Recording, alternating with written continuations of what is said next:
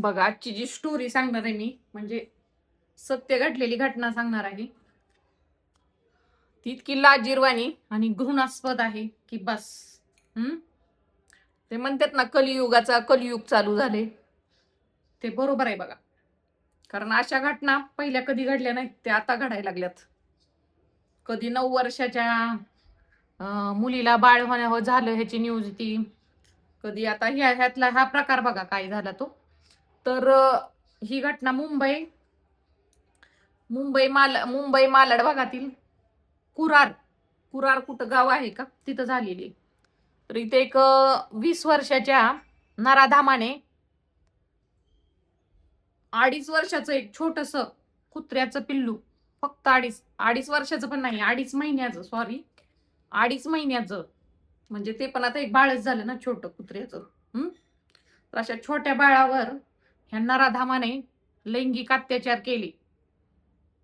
आणि हा प्रकार असं त्याने आता पहिल्यांदा किती वेळा केलं काय माहिती. आणि तो असं त्यांच्या बरोबर छोट्या कुत्र्याबरोबर लैंगिक अत्याचार करायचा आणि त्याला मारहाणही करायचा, नंतर त्याला त्रास पण करायचा. आता सांगा त्या कुत्र्याच्या पिल्ल्याचा काय दोष आहे? किती नालायक असेल हा बेशरम मुलगा. ह्याला लाज वाटली पाहिजे ना. एका प्राण्याला, मुक्या प्राण्याला त्रास देत होता, छोट्याशा बाळाला.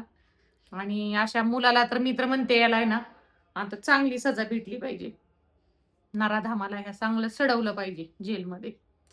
तर आता ही घटना कशी उघडकीस आली, तर प्युअर ॲनिमल लव्हर्स फाउंडेशन ह्याचा जो एक ह्याच्यामध्ये काम करणारा माणूस होता, ह्याच्यापर्यंत ही बातमी गेली, न्यूज. काय झालं म्हणजे हा जो जिथं राहतो हा मुलगा 20 वर्षाचा, कुरारमध्ये हा जो राहतो, तिथल्या आजूबाजूच्या म्हणजे काही एका माणसाने फोन करून ह्या माणसाला सांगितलं की असं असं एक शौचालय आहे आणि तिथं अशा नाही का संदिग्ध काहीतरी वेगळंच हालचाली दिसतात. एक कुत्र्याचं पिल्लू घेऊन एक माणूस बाथरूम मध्ये गेलेला आहे आणि त्यानं दार लावून घेतलं आणि त्याच्यावर तो काहीतरी करत आहे आतमध्ये. मग हे काय, हे प्युअर ॲनिमल लव्हर्स फाउंडेशन आहेत, ते कुत्र्यांचा वगैरे आहेत ना, कुत्र्यांचं संरक्षण त्यांच्यासाठी काम करते ही संस्था. कुत्र्यांना पालन पोषण त्यांचं नाही का, त्यांच्यावर काय होत असेल अन्याय अत्याचार कुत्र्यांविषयी, तर ही संस्था पुढाकार घेऊन मदत करते, हेल्पिंगचं काम करते. मग हा व्यक्ती लगेच तिथे पोलीस घेऊन आला. तरी ह्या मुलांनी बाथरूमचं दार आतनं लावलं होतं, कुत्र्याचं पिल्लू आतमध्ये घेऊन गेलता आणि त्याच्याबरोबर अनैसर्गिक लैंगिक अत्याचार करत होता त्या कुत्र्याच्या पिल्ल्याबरोबर, छोट्याशा 2.5 महिन्याच्या.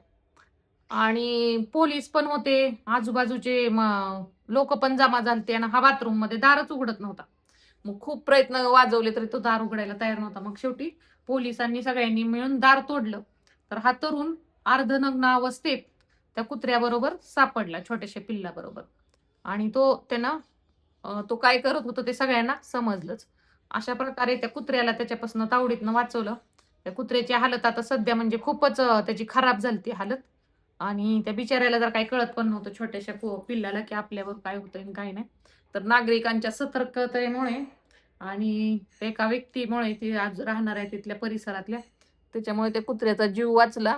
आणि अशा प्रकारे घटना तुमच्या इथं कुठे घडत असल्या तर तुम्ही पण अशा ॲनिमल संस्थेला वगैरे लगेच किंवा पोलिसांना कॉल करू शकता. कारण अशी माणसं, अशी मुलं घातक आहेत समाजासाठी.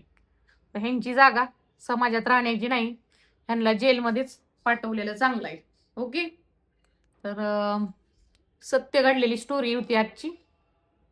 आवडल्यास चॅनलला लाईक करत जावा, जरा फॉलो करत जावा.